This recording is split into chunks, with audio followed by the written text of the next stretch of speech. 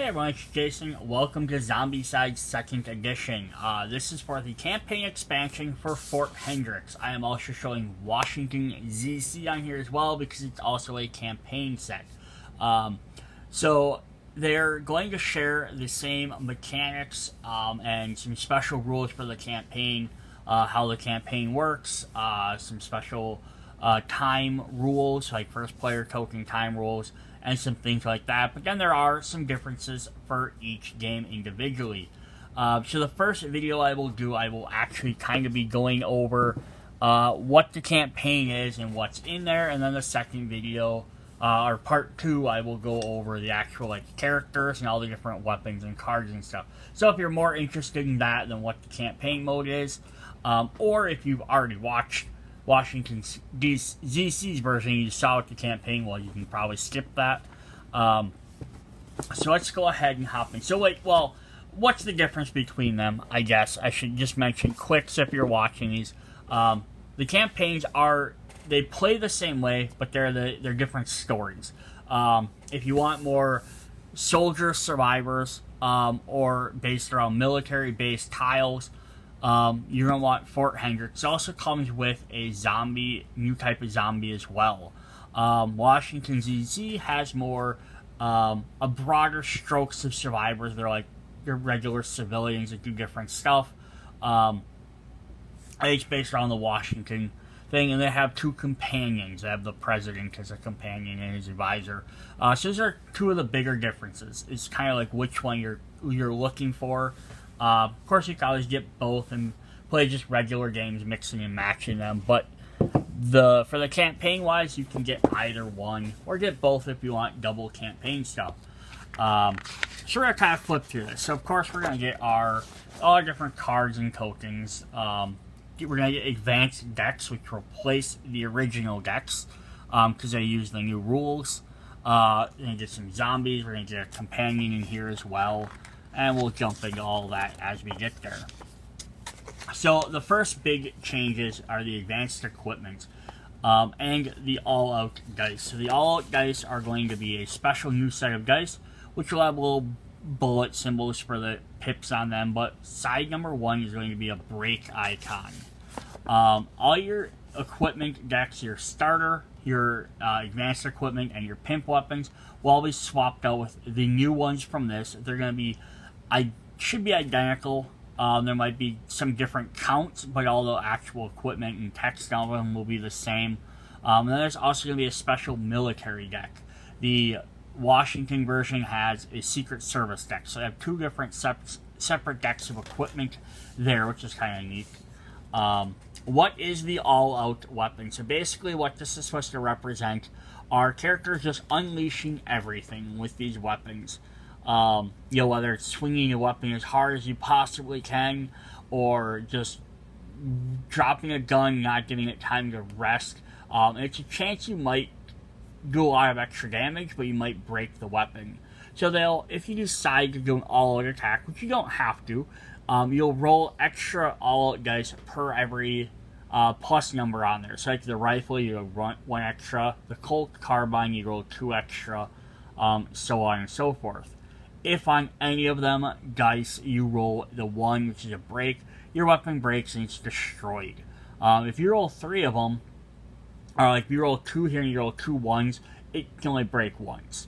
But at least you need to do is you always need to do your amount of damage first. So if you rolled 2 die and 1 was a hit and 1 was a break, you still get your extra hit, but then you lose your weapon. So it's kind of a risk and gamble, but because of that, they also had this extra deck with military weapons so that you can have a lot better, or find a lot more weapons. If you break some here and there, it's not that big of a deal. Or even like in this example, if I have the carbine and I have the rifle, normally they're going to both be 1 die, 3 accuracy, 1 damage. So the difference is, if I have the carbine, other than the rifle doing a little bit better range, I could just keep going all out with the rifle and rolling 1 extra die, potentially doing 2 damage every time with it, until it breaks. And if it breaks, I at least have the carbine to fall back on. So that's definitely a thing. The other thing is this little lock symbol up in the corner. which is going to be for keeping your equipment. So this can be used whether you're playing a full campaign, which is a set of 10 story missions in a row, or if you're just playing multiple games in a row, even if you're not doing the actual campaign, but you're just like, hey, we're going to sit down, we're going to play missions. We're going to start with mission 1, we're going to play mission 1, 2, 3, 4, even from the regular book. You can opt to roll all-out dice after the end of a mission, and if you get no breaks, you get to keep the weapon. So at the chainsaw, you have to roll 5 dice. If other than 5 dice you hit no ones, you get to keep the chainsaw the next match, or during the next gameplay. So it's kind of a fun way to keep your equipment, so that way your characters from game to game start off a little bit better. There's also during the campaign, there's also a special booklet you gotta look at that gives you extra abilities too, which you could use outside the campaign as well. Again, as long as you're playing subsequent games, it gives your characters bonuses. And to go with that rule is we have the KORIP rules. So if a survivor losing their health is considered KO but not dead, you lay down their miniature. It's now considered an objective token until the end phase of the subsequent turn. So not the end of the current turn, but after every survivor takes another full turn. If someone can go rescue that character, they treat them as an objective token. They're not dead, but they can't be used again in this mission. So what's really important for that is for the campaign mode is basically because of the campaign, it says if your character dies, you can play the next mission with a new survivor, but you lose all your campaign experience you get. So the experience is tied to that survivor, not to the player. So that's kind of a neat thing there, so that's why it's kind of neat if you do that. And again, anytime you're using these rules, you do the same thing. So as you keep the same survivor from game to game, you can build up these campaign rules. Now, just to throw an amendment out there, is a house rule you could maybe do is utilize the Undead or Alive, the Western version, which has the posse rule. So as you rescue companions or characters from each game, you get to add them to your particular posse. Like during the game, you could maybe trade them between players, so it's maybe more even. Then if any of your characters dies, you get to continue your campaign experience using a different survivor of your posse, but if your entire posse runs out, you are out of the campaign. So it's a double-edged sword there. Like, you could potentially stay in and not have to restart your campaign bonuses and all that if someone does happen to die. But if you run out of characters because you keep dying too many times, then you're going to be completely out of the game. You know, so it's kind of a neat idea. You could add into there. Alright, what's up next? The next new thing for this campaign mode is the day and night cycle. So you have a clock here. You'll get a little timer clock. It works as a first player token. So at the beginning of each player's turn, at the beginning of each round when you have a first player, the clock will advance 1 hour.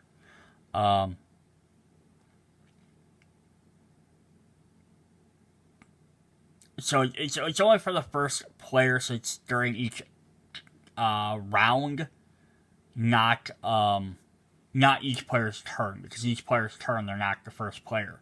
So if you have 4 players, if you play all 4 players, first player go, up the clock, players go, zombies go, next turn, pass the first player token to player 2, now the clock advances again. So if it's in the yellow, it's daytime. If it's in the black or blue, it is nighttime.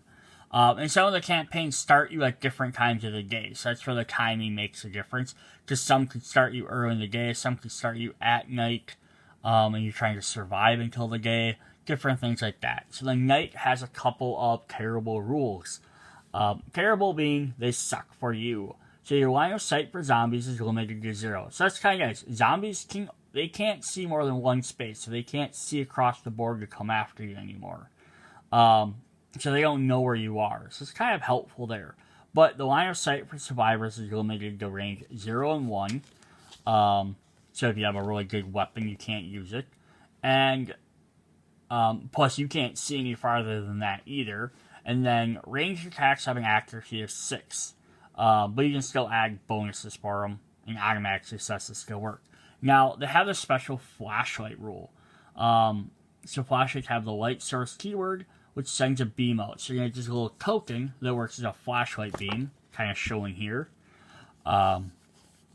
which you can turn on in the following 3 different ways. Either spend 1 action to turn it on, either perform a search action using it, or perform a ranged action to use it. In any of those 3 will turn the flashlight on, you put the token down, and it's straddled into 2 zones, the survivor zone and the next zone next to it. And when they move, the token is followed the survivor when they move and is orientated in the direction you're choosing. So when you move a space, you can decide if you want it to still go left, or if you want it to turn right, or go up or down, which direction it makes. Now, turning off the flashlight is one of 2 ways. It's either discarding the flashlight or turning it off by spending an action. So what is the point of the flashlight? So zones illuminated by the light beams are subject to the rules. The actors, meaning survivors or zombies, can trace lines of sight to them normally.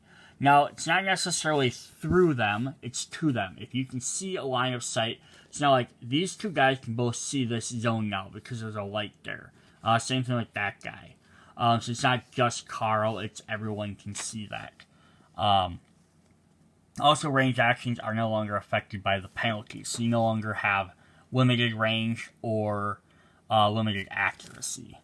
But the downside is, right before a zombie phase, any zombie having a line of sight on 1 or more beams of light immediately performs an extra activation. So at dark, they normally can't see you, they have to follow just sound.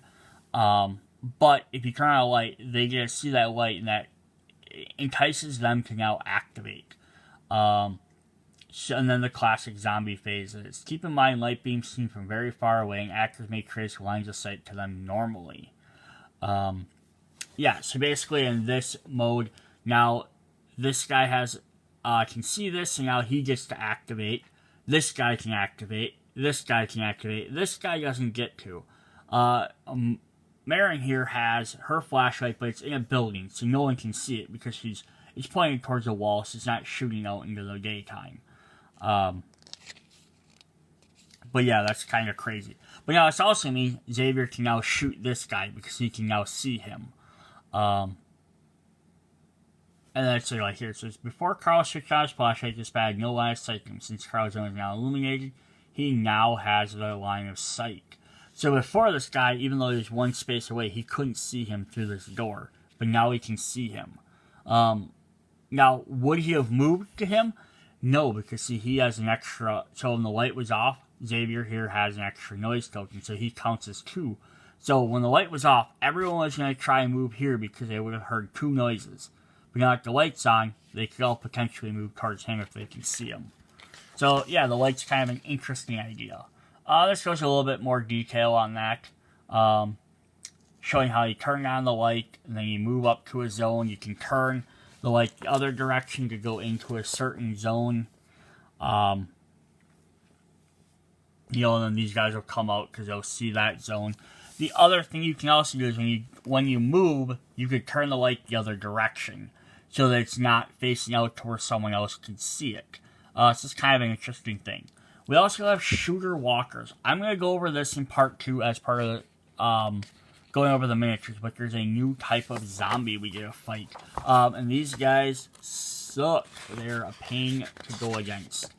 So we're going to kind of skip over that. So the other thing we do have are military equipment and tiles.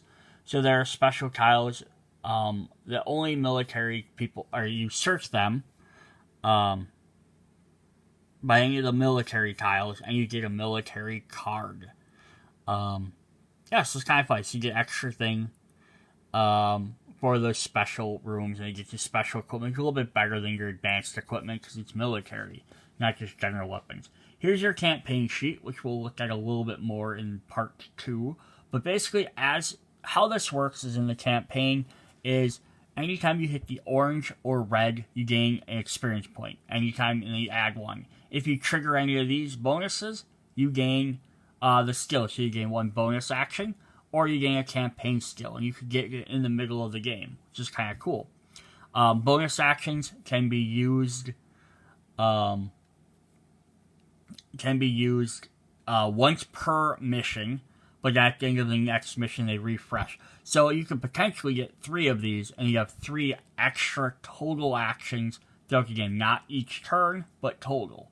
Or you could get an extra skill, which you're up. And I'll review the skills and stuff like in the second video. That's essentially how that works. Bonus actions, equipment you get to keep, you gotta write all that stuff down. Then for the actual campaign, we have objective cards. Instead of having the little objective green and red and green and blue crates, we now have objective cards. These physical cards that go on the board. They tell you where they go. They kind of show their orientation. They kind of work with the artwork on the tile. And then they have a little extra information on them. I will go over some of them in part 2 of the video. Pimp crates still appear on the board. But yeah, they're a really neat way to like add extra features to the board. It's just going to show like on this mission, specifically where you've placed all them, what orientation they are. And then you have some note cards, which some cards might reference. They might say, after you do this card, reveal note this, and it does that special thing. Yeah, so it's kind of neat there. Like they're showing it like goes over the part of this tile, or some of them stick out into the road. Definitely a neat idea. Then the final thing we just want to go over in this video before we look at the components is in the campaign we have a special companion, Penny. So Penny is a special one for this game who has says the survivor team starts each mission with Penny as a companion. During the mission step, players agree which survivor is her leader and sets her miniature accordingly. Does not gain AP or campaign experience, but her abilities may evolve during special rules. If she dies, the campaign is lost. So she's a special one. Basically, you're trying to, as the army, you're trying to get her somewhere because she's some sort of doctor. But if she dies, everything is lost. It's like on the campaigns in here, so like starting time is 10 a.m.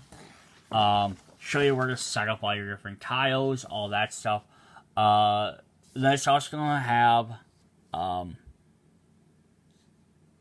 some various setups where to place certain characters. All the stuff you're used to. And then you have like Penny's Quester. So it says survivors get the low profile skill as long as they are standing in Penny's zone. So that's kind of neat. So she grants a different ability. But then like Mission 2, Penny's Quest is, okay, it's still low profile. But if we get to like a later campaign, we have Penny's Wrath. Leader gets +1 free combat skill. And can only be performed with a weapon in the backpack. So it's kind of like she grabs one of your guns and starts firing at people. So you get some different ones for her throughout the game, which is kind of interesting. Definitely a neat idea. And then we have some extra skills. Alright, so here are some of our tokens. These will be our clock, our first player time token. And it does say on the back what the rules are. So night rules. Mine are all scratched to hell back here, aren't they? Weird. Not a big deal though. But yeah, it says night. You get what your some of your bonuses are. But yeah, then the flashlights. Just double-sided tokens. You're gonna get your all-out dice, which will be the exact same for both campaigns, whether it's the Fort Hendrix or the Washington set. So if you have both of them, you'll have enough dice for two. You'll have one on one side of the table, one on the other. You get your set of campaign sheets. Now, there's not a ton of these. If you are playing 6 players, you're probably going to have to make some copies here and there. But again, we'll go over what these abilities are in part 2 when I go over the characters. But it keeps track of all your different stuff there. It's the exact same one for the other sets. It's not different abilities. So they can be utilized either way. Then we have tiles. Now, these start with 16R. So they continue from the Washington ZC set. And then I'm going to see if I can up my camera a little bit more. Alright. Yeah, so it's going to be kind of more military base. We're going to have more street zones, just kind of tying nicely to your regular Zombicide, you have your crates. There's some different warehouse here. So on the opposite side, army side, we have a little army like a recruitment base. A little hatch there, it's kind of neat. You can always play around with something like that with hatches leading to like underground base zones or something. Here's B-25. So there's like a little medical lab in there. Kind of cool. Flip that one over. We have a mess hall. A messy mess hall at that. Pool table. Little poker table there or whatever. Rec room for the soldiers on base. One of my favorite tiles. We have the guard station. I wish they had some sort of. I know it's again. This is like I see these tiles and much things like you could do for like your own at home rules. Is have this be like a special like thing you can't cross through. Like it would stop zombies, like kind of like sandbags or bushes or other barricades would do. Unless they spend extra things to break through it, you kind of have like, oh, like they can't just walk through that. I get it's only a bar, but like that's just a stop. It might stop them from walking through it unless they spend the extra action to get rid of it. Kind of a fun little diversion. Here's some offices, some server rooms. Someone's just leaving all their pimp weapons all around. So now the big thing here at the military is you can search any room for a military base, a military thing to get a military base. So now if you're playing half of these tiles are military, half are from core Zombicide, these are the military ones, which are the ones you can get the military weapons from. You can still search for your pimp weapons. You can always pull. You could argue you can only get military weapons from here. You can only get basic weapons from the other ones. That's definitely a way to go. The Washington one, you could only get them from special tiles with Secret Service symbol on them. So they limited to specifically what rooms you could get stuff from, versus this, it's kind of wherever. So here's another, like, lab, kind of lit up. More medical stuff, definitely neat. There's a Jeep, those has been ripped in half. Is terrifying.